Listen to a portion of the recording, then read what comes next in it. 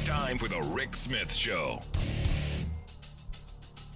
Now, here is the voice of the working class, Rick Smith. And welcome, brothers, sisters, working class heroes. This is the Rick Smith Show. Thanks so much for being here today on the big program. Lots to get to, lots to talk about. Boy, I got to tell you, I thought all of the crazy right-wing lunatics, all of the anti-Bud Lights, all of the anti-Colin Kaepernick, I thought they had all left watching NFL games, but this Taylor Swift thing, wow, the anger, the vitriol, the oh, the panties all up in a bunch. And why? Because a woman's watching football and rooting for her potential future husband. This person has some clout. People follow her. People go to her concerts. People like her music. I've been to a Taylor Swift concert. It's an experience. But look, I've been to a lot of concerts. It's remarkable watching all of the right-wing echo chamber collectively lose its mind. And you know, all of them, you know, from the far extreme ones to the F channel, you know, out there blathering on about this woman. And I was looking at some of the tweets where, I don't want my daughters to be like Taylor Swift. I want them to be like Lauren Boebert. I think that was my favorite. I'm going, really? You want them to be like Lauren Boebert, a high school dropout? All of the insanity that circles her down the drain. That's the ideal of a conservative woman. And I go back to, I thought they left. I thought the whole kneeling thing was a bridge too far. I thought the whole Black national anthem was too far. I thought they were done. I thought they had given up. So I don't know why they're still watching. This is the part that gets me. Do they watch just because they want to get outraged? Do they watch just because they need something to fuel their inner fire? I don't know. But it's amazing, considering the fact that we've got real problems in this country. That isn't one of them. I don't like the Kansas City Chiefs, but now I'm in this position where, to be honest, I don't really care for either team that's playing in the Super Bowl, the 49ers or the Chiefs. Personally, I wanted the Lions to win. I was rooting for the underdog because that's who I am. I root for the underdog. I certainly didn't want the Ravens growing up in Cleveland. Sorry, Baltimore. Never going to be a Ravens fan. But here's the thing. I now kind of want the Chiefs to win.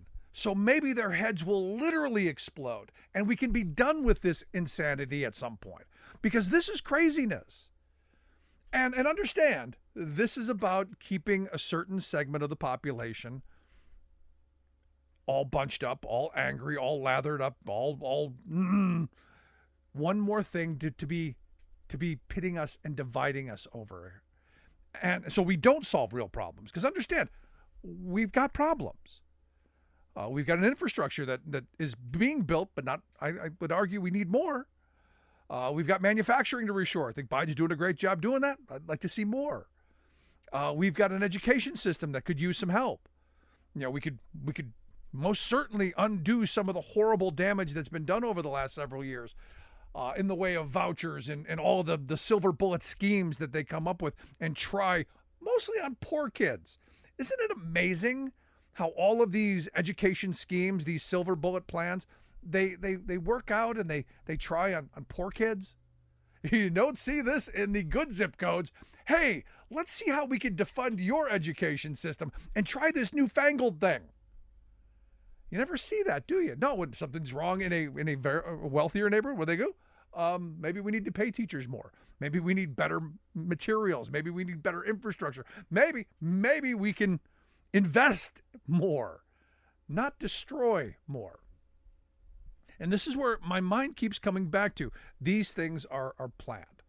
I happened to watch a weird woman just blathering on the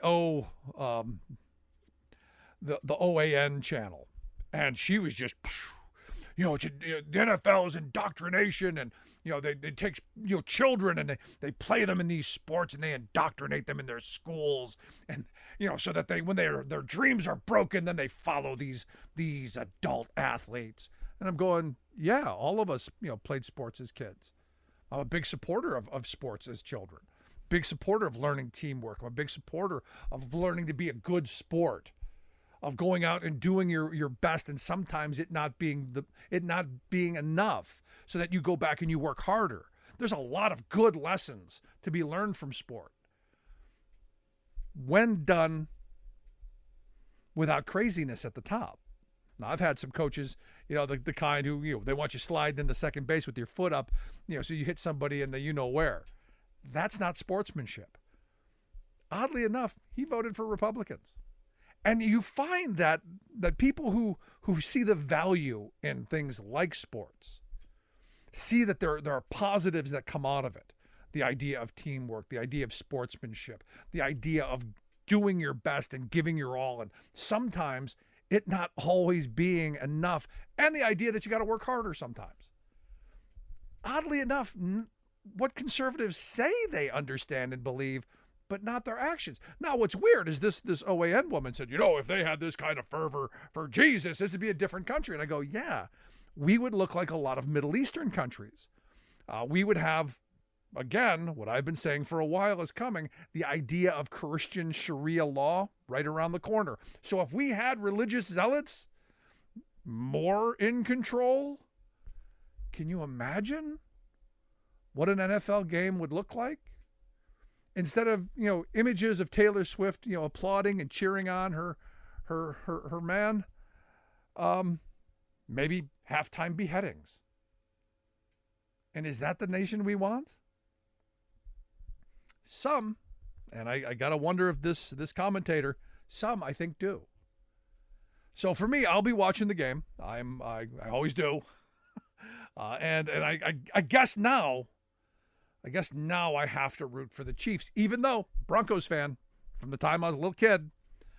They're in the same division and beat up the Broncos pretty good this year once.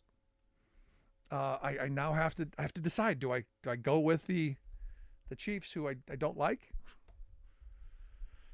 simply because of this? See what craziness is done to us in this country? Personally, it will be about the party we're going to have around the Super Bowl, the friends and the family who will come and watch the game. My wife will comment on every commercial, and the food that will come in, and the camaraderie of the day, the community that comes out of it, at least for me, because that's the right message here. Not the one that says, well, it's a psyop. It's a conspiracy. That's crazy. I want to hear your thoughts.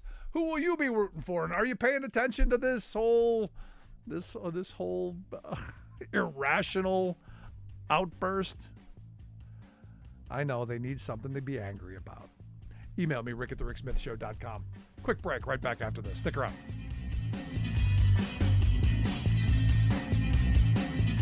We are AFGE, the American Federation of Government Employees. We represent 700,000 federal and D.C. government workers who are the vital threads of the fabric of American life. We support our nation's military. We take care of our nation's veterans. We protect our nation's borders. We respond to our nation's crises and natural disasters. We provide services to our nation's seniors. The American Federation of Government Employees. We work for America. We are AFGE, the American Federation of Government Employees. We represent 700,000 federal and D.C. government workers who are the vital threads of the fabric of American life. We support our nation's military. We take care of our nation's veterans. We protect our nation's borders. We respond to our nation's crises and natural disasters. We provide services to our nation's seniors. The American Federation of Government Employees. We work for America.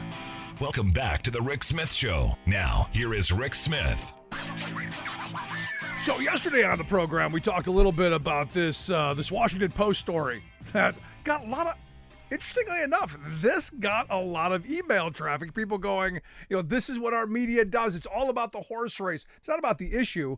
It's about creating more of that division, depending on which hat you're wearing in this race.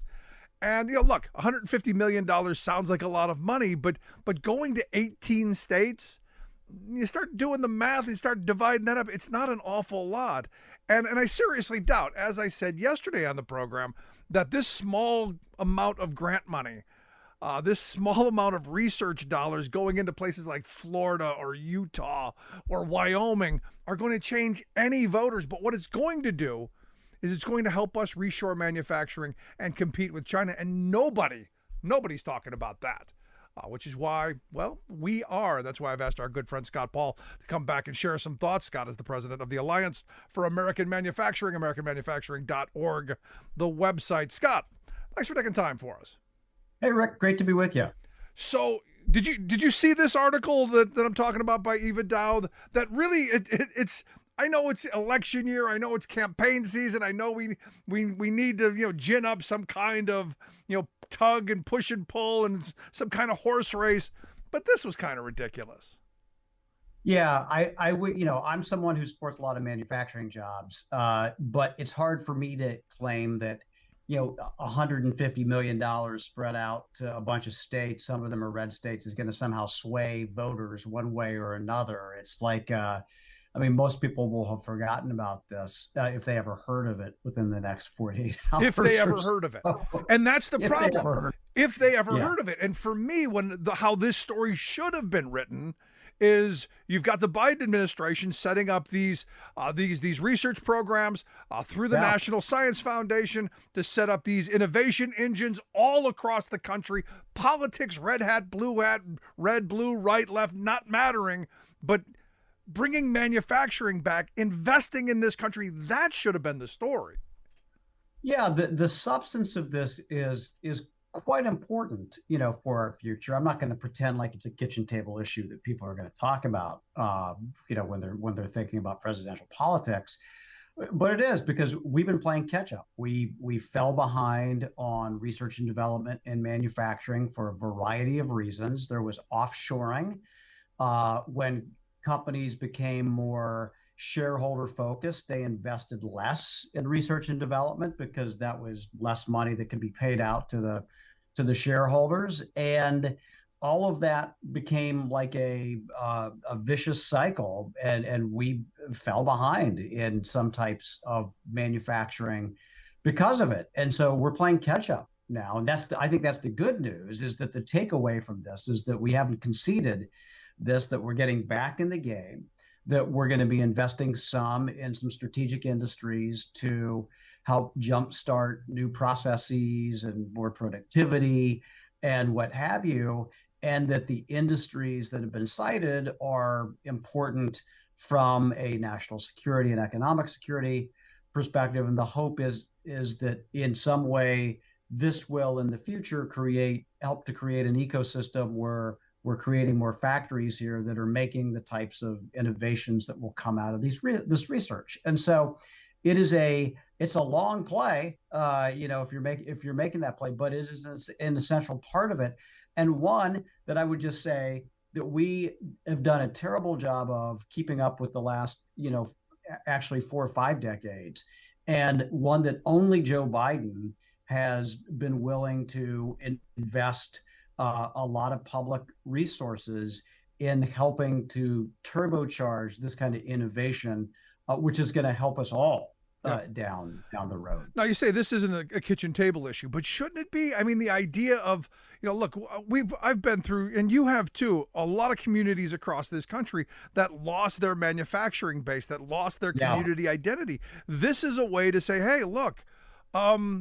we want that back. Shouldn't this be part of that conversation, especially when you start looking at all of the money and resources that we're putting into rebuilding infrastructure and reshoring some manufacturing? Shouldn't this be it's a blip on the kitchen table conversation, because this is an economic thing? Yeah. I mean, I think you're right about this. And I think part of the challenge here is that there, certainly the Biden administration could do a better job connecting this to things that people are talking about, which is like opportunity. And when you are having those conversations at home, it's like, and if you're in a small town or a mid-sized town that used to have a manufacturing facility, and you're like, wow, I could go work at the dollar store for minimum wage, or I could get a job in retail, could work at a warehouse, or I could drive 50 miles to get to the nearest opportunity.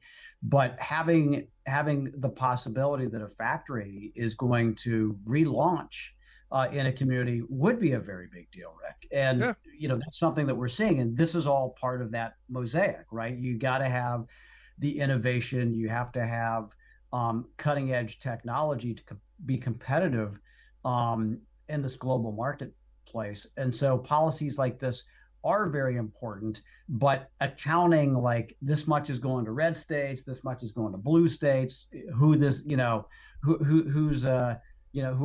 palms are you trying to grease? I mean, that's not the right angle. Yeah, no, I agree. And again, it's not that much money. I mean, to be honest, it's not enough, especially when you're talking about the a $1.2 trillion infrastructure bill. You're going, Joe Biden went to Wisconsin and talked about $1 billion investment in that state, but the couple of dollars in this research grant, that's really going to move the needle. It seems kind of ludicrous. It just does. But here's the thing. The reality is we've got to get, as you put it, get back in the game. And as we talked about yesterday on the show, the reality is China's making stuff, and they have become the producer of the world. And we talked a little bit yesterday about the top U.S. companies versus the top Chinese state-owned industries. They're the manufacturing stuff. They're the construction industry. They're the oil and gas. And ours are mostly retail and services. So that Reagan dream of turning the U.S. into a service-based economy, we're living that dream, and it's kind of a nightmare for a lot of people. Yeah, it is. I mean, obviously, if you're someone who works for a big financial institution on Wall Street, the past couple of decades, with a few exceptions, have generally been really good for you, right? Or if you're a shareholder in a big retail company that has sources globally and sells in the American market, which is the richest in the world, it's been pretty good for you. If you're a worker who's subject to global competition, it's been a rough go over the last couple of decades, and you've had downward pressure on your wages for almost all of that time. You've seen jobs get shipped overseas, and you've seen people saying that stuff's never going to come back. And so, and then you have people take it for granted until they can't get stuff, right? And so this is kind of what precipitated, I think, this newfound interest in trying to make things again and reversing part of that story. But, and you're right about this, it is going to take more than $150 million in manufacturing innovation grants. It will take this sustained long-term commitment to, improving our infrastructure, making sure that we have good community college programs for kids who want to get into the skilled trades in manufacturing, or adults who want to shift careers too, I should add. And that we're also investing in those industries that are going to be growing in the future, like EV and clean energy. And even with all the investments that we are making, we're still nowhere approaching what the rest of the world has done on this, and in particular China, or even the EU, who I know likes to bellyache about the stuff that we're doing. But we're playing catch up, and it's important that we play catch up so that those kitchen table conversations are converted from, I have so much debt, I can only get a job at the dollar store, I can't move out of the house, to I'm making something great here, I'm going to buy a home, and I'm going to live the American dream. We need more of those success stories. No, I'm right there with you. Now, obviously trade policy is something that's going to be big this election cycle. You've got Donald Trump who put tariffs on China. Joe Biden, to his credit, has maintained those and actually coming out with a policy to add to that to help us reshore manufacturing.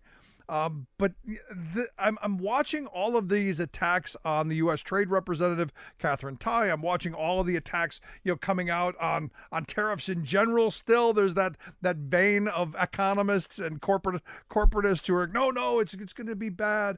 And even Donald Trump has come out and said if he's reelected, a 60% tariff potentially. Thoughts on where we are with all of this? Yeah, well, first of all, just going to the Trump proposal that was reported in the Washington Post, that apparently privately they've discussed having a 60% tariff on all Chinese products. There's a 25% tariff on probably about I want to say about a third of Chinese products right now that was put into place that Biden has kept, by the way. So just points out that Trump has to try to up the game to keep up where Biden is on some of this stuff. And on the other side, you have people who are trashing the Biden trade policy, saying that and its leaders saying that, we're not doing enough free trade agreements and there's not enough focus on that, like they're like they want to relive the 90s, again, or the 2000s, which were not good for working people in this country. And so I do see that as being an ongoing thread in this election, is that the elites are still clinging to with what I would call, Rick, a religious fervor. Yes. Right? A religious fervor, this idea that free trade is sacrosanct and you cannot deviate from that. Otherwise, really bad things are going to happen. And the reality is, Trump did a lot of crazy things. Let's be very clear about that. The tariff policy that Bob Lighthizer, who I think, along with Catherine Tai, have been the two best trade ambassadors we've ever had in the history of the United States, it did make a difference in level setting with China. And, as bad as a lot of stuff was, there's really, and if you talk to people, did you notice the tariffs? No one noticed these tariffs that were going to affect. I mean, there was inflation that happened after COVID, but if for all the bad stuff that happened during the Trump years, you can't say that skyrocketing prices because of tariffs on Chinese products was one of them. It just didn't happen. That's trying to rewrite history. And so whether it's Joe Biden or Donald Trump or anybody else who's saying we ought to use tariffs as an instrument of United States trade policy, that is a legitimate policy proposal. Yet you still have these stories popping up about how the sky is going to fall if we do all of this. Yeah. No, and look, it's like any of the zealot class. It's the tax cut zealots or the free trade zealots. The reason it hasn't worked, Scott, is we just didn't do it enough. We need to do more. We need to. It's amazing to me. You point out the failure after failure after failure and how it's harming people, and you go, no, we just haven't done it enough. Yeah. Rick, I'm going to go off here now because what you said is exactly true. And even though we have stock markets at record levels, wages are up, inflation is down, unemployment is down among a lot of different demographics.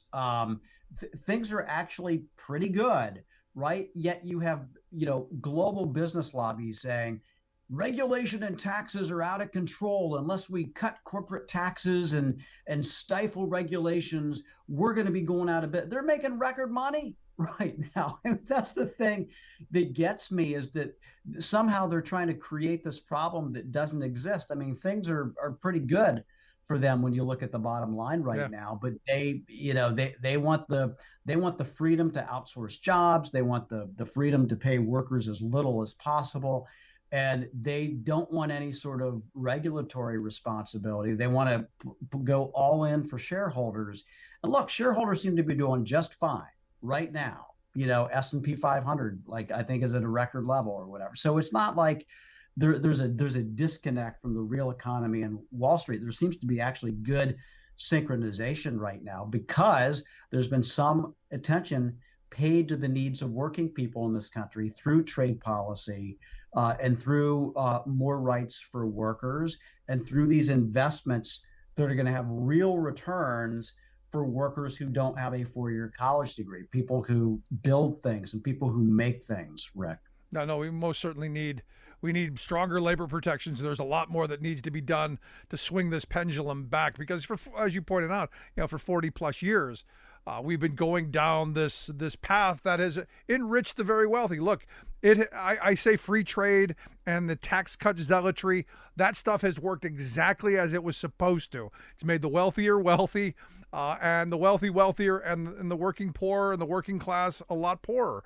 It's time for that pendulum to swing somewhere back to the middle. Look, I don't want it to swing all the way back to the other side, but as you've said, you've got to have some synchronization where everyone does better. What was that little quote? Everyone does better when everyone does better. That kind of thing.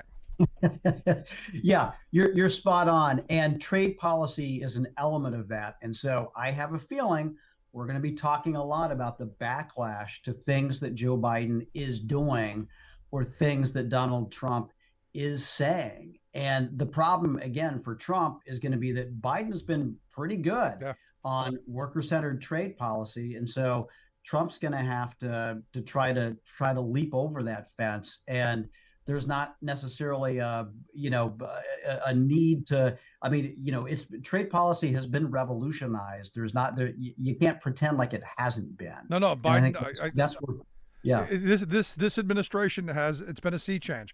But I real quick, before I let you go, the 60% trade tariff, that sounds like a lot. Would that be a number that you would be okay with? Would that trigger a trade war? What do you think that? Because it seems like something that the right would lose their mind over, but it's something that Trump is privately thrown out there. What do you think that would bring? Yeah, I'd call that a bargaining position, right? Because he's trying to stake a claim out there. But the reality is, and we saw this even with the 25% tariff, but it didn't even happen in full until the COVID crisis and all the supply chain stuff happened. And you saw firms adjust. And what they did is they negotiated better terms with their suppliers in China, or they moved their production either to the United States or to Mexico or to some other Asian country. They absorbed some of the costs themselves, but you saw them make do. And so the idea, I think that you'd just see more of this, more of the trade deficit coming out of China, probably going to some other countries. We'd get a little bit of that. I think from a consumer effect perspective, you'd see very little of that. You might see some of these shopping apps that are based in China go out of business, but that's not necessarily a bad thing. That is not a bad thing. I'm hoping that happens at some point very soon. But Scott, as always, I appreciate the time. Good stuff. You bet, Rick. Great to be with you. Thank you. Our good friend Scott Paul, president of the Alliance for American Manufacturing, AmericanManufacturing.org, their website. You certainly want to check that out for our Free Speech TV audience. Thanks so much for tuning in. We'll see you back here next time for our radio folks. Quick break. Right back.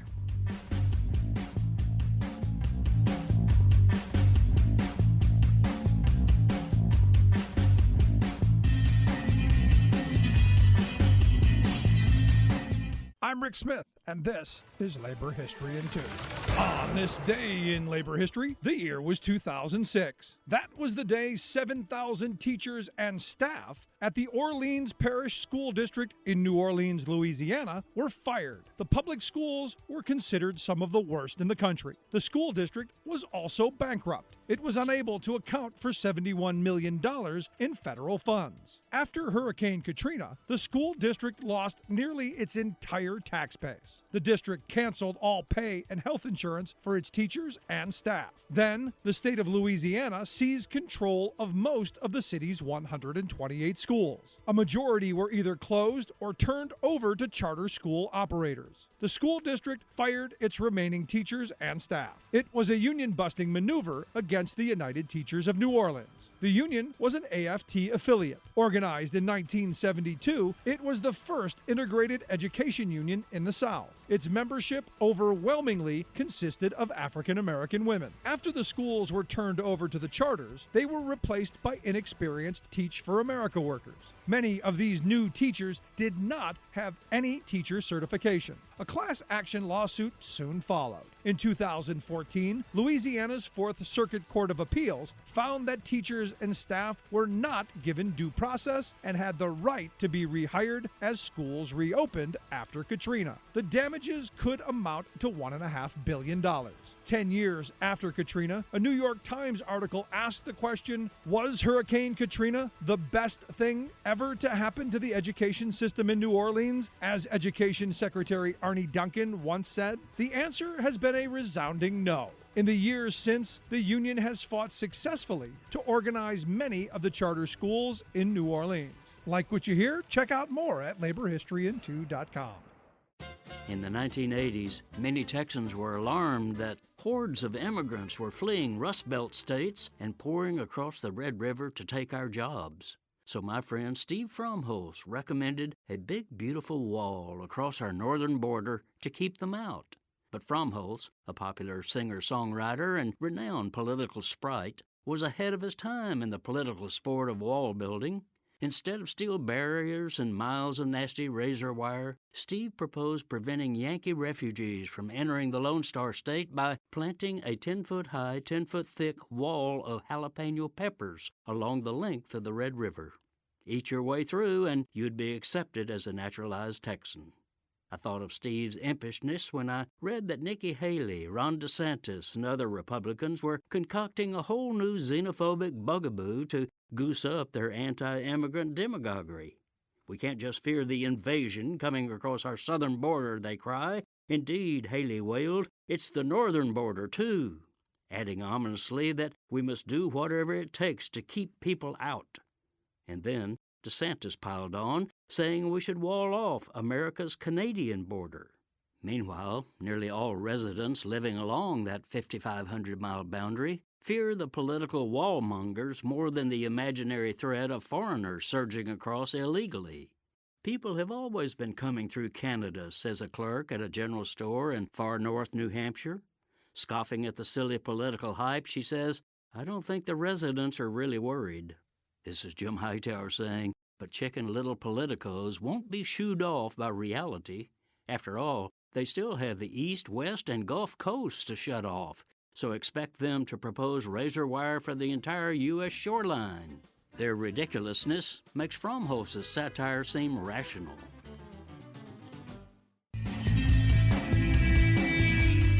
Welcome back to the Rick Smith Show. Now, here is Rick Smith. So I came across an article the other day over at the Washington Post that grabbed my attention. It was talking about the death of Leroy Moton. And, you know, it got me thinking about back in 2015, we had done a civil rights tour as part of the program that took us all across the South and basically looking for, you know, all of those places where black people were treated poorly, that we now have tourism. And one of the places that we ended up with was in Alabama at the gravesite of Viola Liuzzo. Viola was a 39-year-old nursing student, wife of a mother of five, wife of a Teamster executive, from Detroit down in Alabama. Well, actually went to Selma and was making the run back and forth from Montgomery to Selma, shuttling people back and forth to the airport for the march after Sunday Bloody Sunday. This is 1965. They're fighting for the Voting Rights Act. There's all this stuff. And, I see this story of Leroy Moton, who back in 2015, we tried to hunt down to interview because we were going to be going through, and we did go through the area where this murder took place of Viola Liuzzo, which is, in Loudonsboro, Alabama.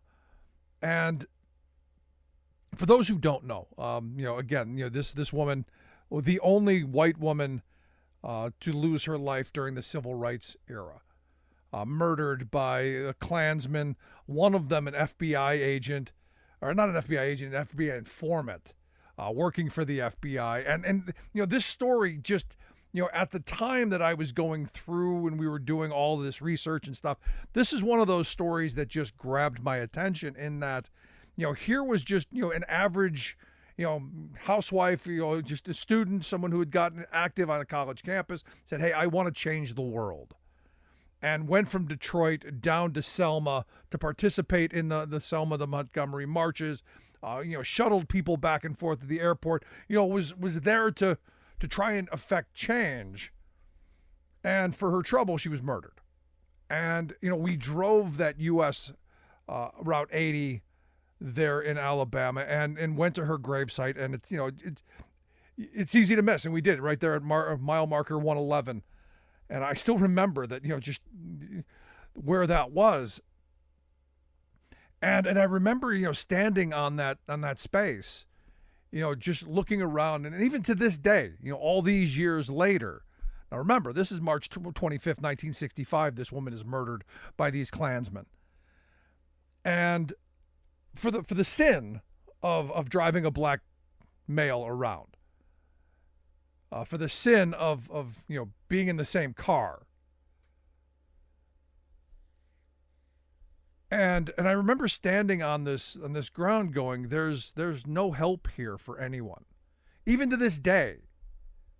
There was really nothing on that stretch of road. This was an ambush. And look, they stopped for gas. These Klansmen, they saw this. They started harassing them.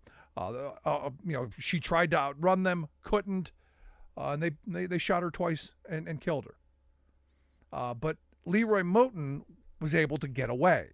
After the car crashed, he came to, he ran, and he was able to then, get away and lead a life. He passed, back last September at the age of 78, was a foreman at a manufacturing facility, as I understand it, and basically died in obscurity. Where the way the story goes and the way that they tell this story, a handful of people showed up to his funeral.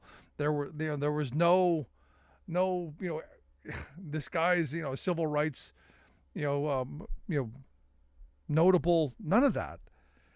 And as the person in the article kind of lays out, he goes, that's the beauty of the movement, is that it was a lot of everyday people. And this is what Dr. King was talking about.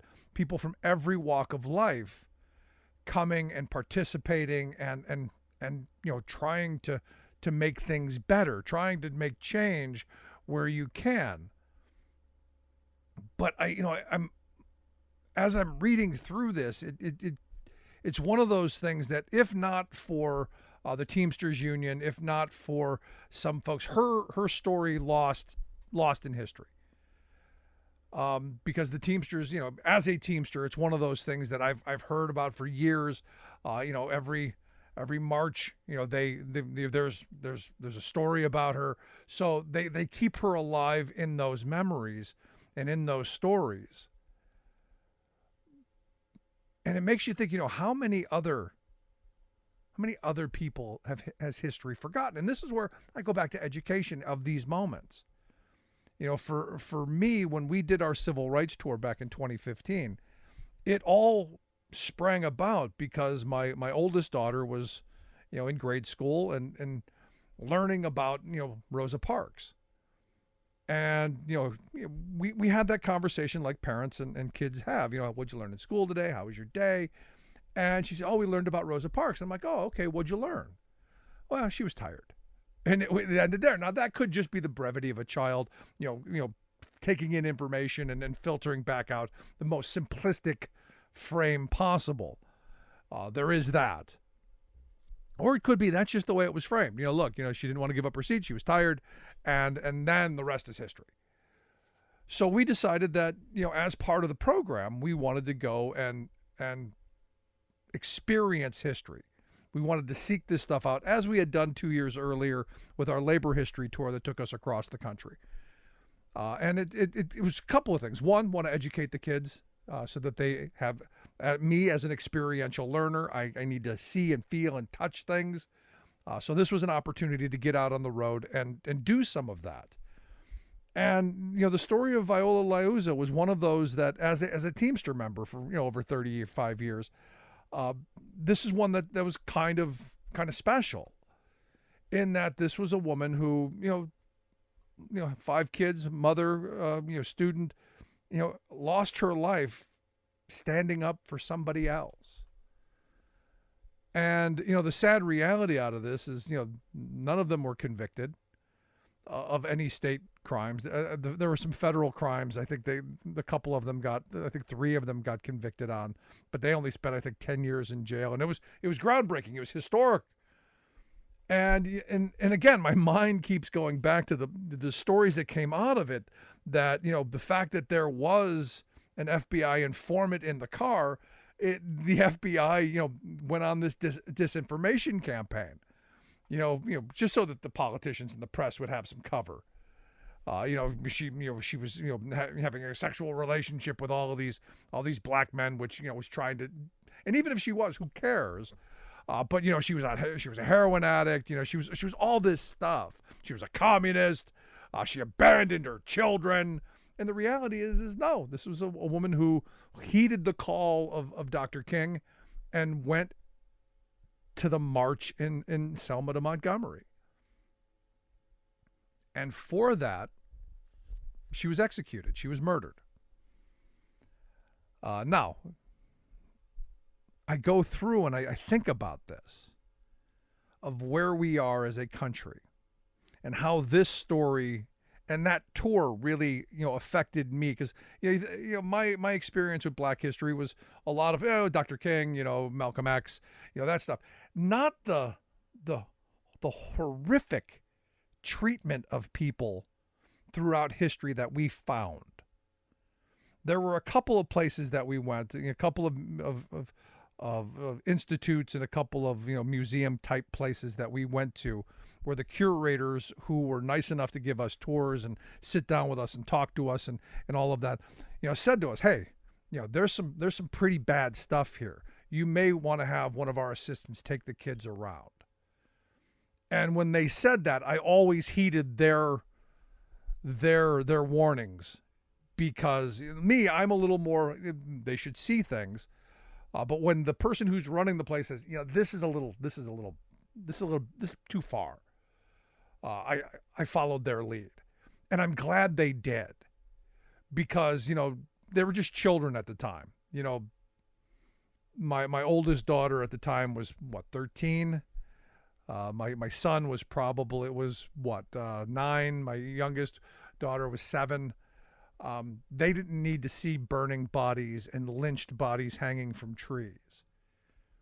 And there were numerous pictures of that. And that's our history. And for me, at the time, I was saying, look, it's important to see this, to understand that this is what happened. And, as a country, take responsibility for it. And then say it's not going to happen again. And I know people say, well, they're making us feel bad for it. I didn't do it. Wasn't me. But as a country, we've got some atoning to do. So the bad stuff should stop happening.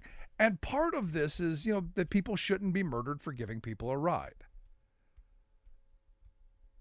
So as I was thinking about this story today, I came across an AP story.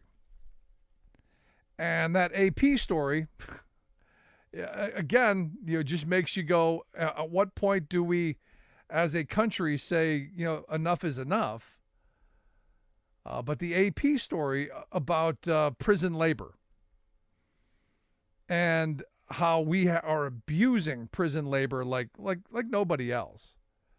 And in fact, countries that we're exporting stuff to countries that we say they can't use prison labor, so we've blocked their imports into our country, but we're exporting to those countries because we're so much better. And this AP story goes really into depth about just how deeply tied our entire economy is to current slave labor conditions. They start off with, one of the biggest, cattle producers in the country is in Louisiana at one of the big prisons down there, at the Angola prison, and how if you don't work in they're raising the cattle, they send in the people to beat you. It's terrible. And they go through and talk about the fact that agriculture is a big part of what they get to sell. And you're talking, hundreds of billions of dollars worth of products. And how all of this started basically right after the Civil War, and was enshrined in the Constitution by the 13th Amendment, that said slavery and involuntary servitude are banned except as punishment for a crime. So if you're in prison, we can put you to work. The lease convict programs that we saw in places like Tennessee, where we're going to use, those people, those slaves that we picked up for minor crimes. We're going to send them into the white mines where those miners are on strike, so that we can, one, continue the white-black divide, but two, crush the strike of those white miners to ensure that they don't make better wages, hours, conditions, so that the bosses, the owners, can put more money in their pockets. Are we surprised that, all these years later, still going on, just differently named? And here we are, and they go through, there's the story of, people working on plantations and farms and all of this stuff, doing the same job that slaves did 150 years ago, only the difference is yeah, good luck. Explain it to me, because I can't. And how prison labor, there are no federal protections, there's no workers' comp, there's no unemployment, there's no safety regulations, there's none of that stuff. And if someone dies on the job, well, you're incarcerated. You're not even really a person. And this again is one of those things where we've known this for years. This is not new. But to see another story coming out about, we've got all of this prison labor that's going on. We've got all of these people who are being used and abused, for our cheap labor fixed, so that the corporate bottom line can look fatter and happier.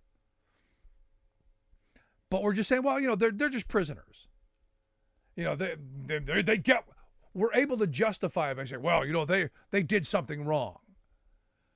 And where my mind goes in this is, if you allow these prisoners to be exploited the way they are, if you allow them to be, put into conditions that, truthfully, you would never consider working in, but justifying by saying, they're just, they're less than human, they're less than us, then eventually those conditions trickle down to you.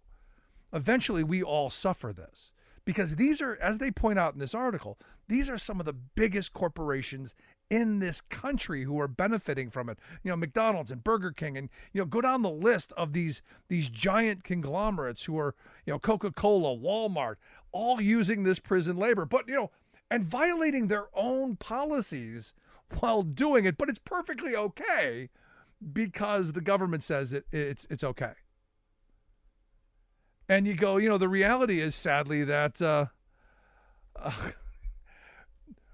the argument is, well, we're helping to rehabilitate them. They're learning a skill. Nonsense. They're being exploited. And look, I'm not against people learning a skill. I'm not against people, working, as long as they're compensated right, as long as they're treated fairly, as long as it's voluntary. And they go into the article. Explain to me why it is that you have a system that's set up that says, sorry, we're going to cheat you out of your labor. And not just that, but we're going to put you in deplorable conditions. Now, some say, look, well, while they're incarcerated, they should pay for their own incarceration. And there's some argument to that. There's something to that. And I've always said that, part of the system should be about caring for themselves. I think the prison should be almost self-sufficient. You should have, textile areas where people are making the clothes that they wear. They should have farming areas where they produce the food that they consume. I was as I was reading this story, I was remembering a small county prison in my neck of the woods that years ago, it's got to be 25 years ago, they used to have a little farming patch. I can't imagine more than 4 or 5 acres. But you would see the prisoners out there, working with hand tools, cultivating the soil and growing stuff. And the food was for the prison, for prison use. And what they ended up doing is they ended up, paving it over. And then, because, hey, we got to make money off of prisons. And then, basically outsourcing that and bringing food in. Because it's about the money. Our prison system is about exploiting cheap labor and profitizing it, figuring out who wins. And when you look at the fact that we incarcerate more people than anyone in the world, both in sheer numbers and as a matter of population, are you surprised that there are always bad ideas on how to exploit it? And I guess I'm not.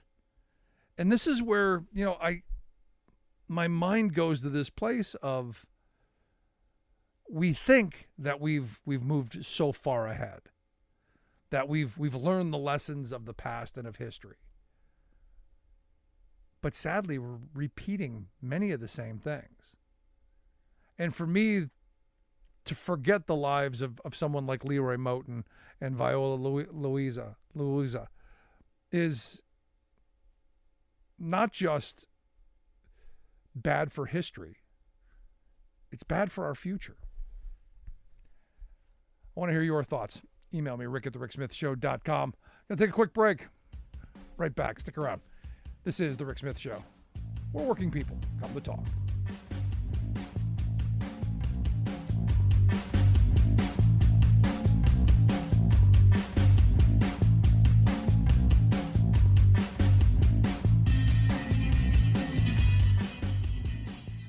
Thanks for tuning in to The Rick Smith Show. Be sure to follow us on Twitter @Rick Smith Show, like us on Facebook, Instagram, and subscribe to our YouTube channel. You can find all that and much more at thericksmithshow.com. I'm Rick Smith, and this is Labor History in 2.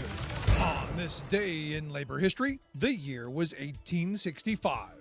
That was the day the United States Congress passed the 13th Amendment to the Constitution, abolishing slavery. President Abraham Lincoln had already issued the Emancipation Proclamation, but there was worry that the proclamation, an emergency wartime measure, would not stand up in the courts after the war had ended. The introduction of the amendment first occurred in 1864 as the Civil War raged on. That meant that only Northern legislators were present to debate the issue. Despite this, the amendment failed to pass the House of Representatives. Determined to ensure its passage on the second try, President Lincoln made the amendment part of the National Republican platform for the presidential election. He lobbied heavily for the bill and was able to win enough support for its passage. The New York Times described the scene after the vote in the House of Representatives, writing, "No attempt was made to suppress the applause, which came from all sides, everyone feeling that the occasion justified the fullest expression of approbation and joy."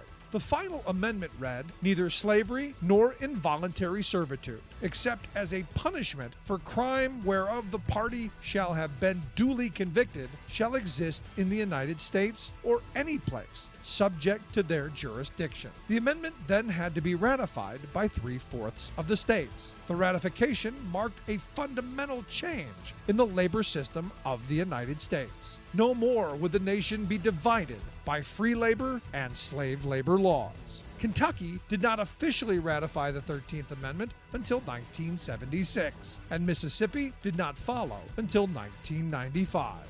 Like what you hear? Check out more at laborhistoryin2.com.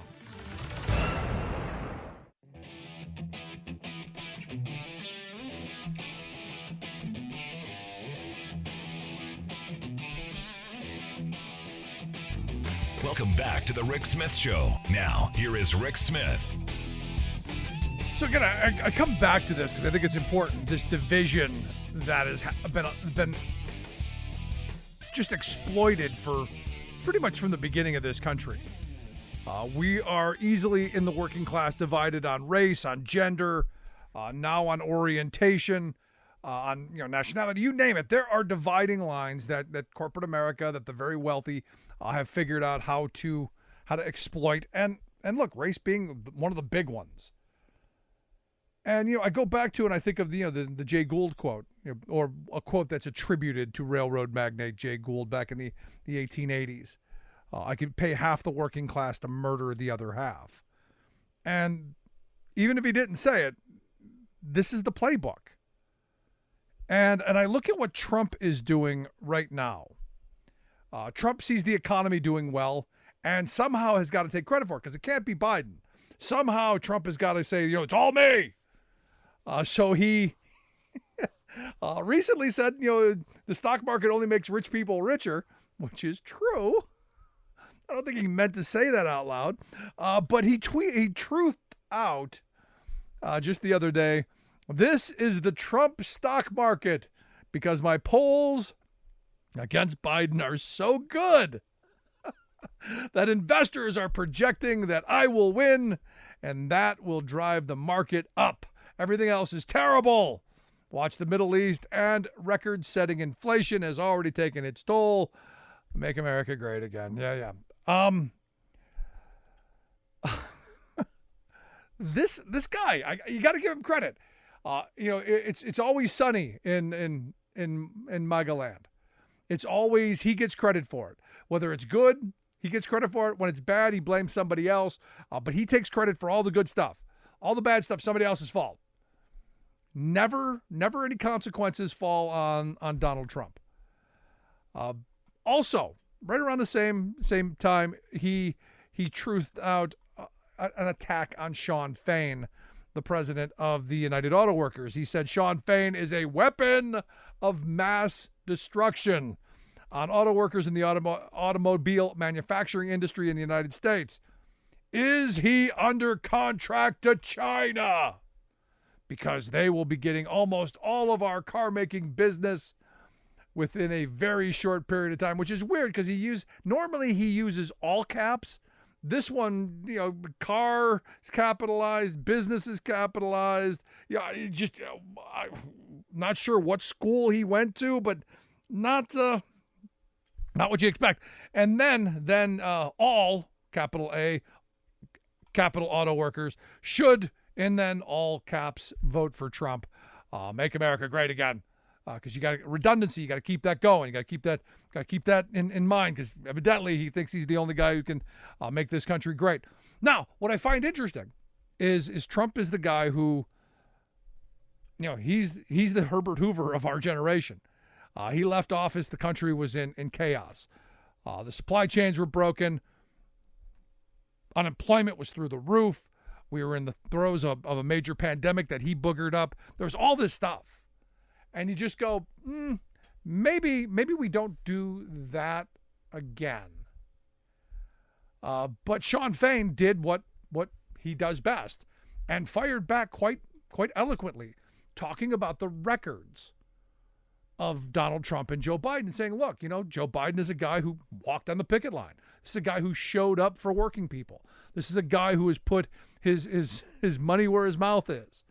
He's not just talking the talk, he's literally walking the walk. Now, Donald Trump, on the other side, when he was trying to walk the walk, he did it at a non-union facility with no auto workers, and this whole show, this whole bread and circus event that they threw out.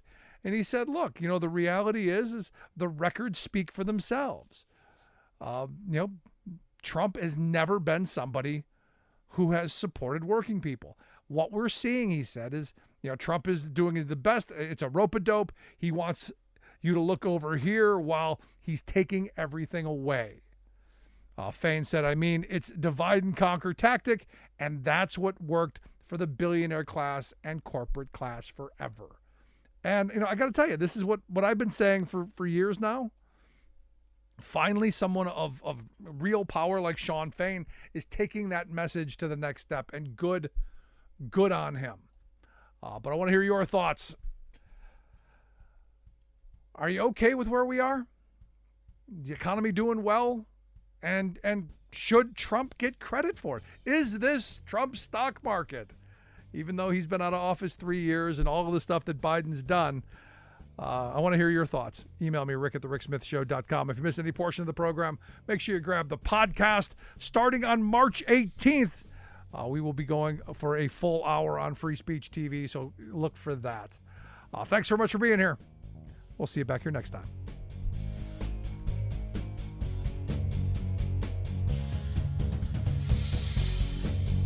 You've been listening to The Rick Smith Show.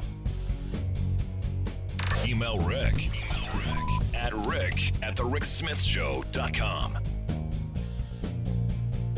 Until next time, this has been The Rick Smith Show, where working people come to talk.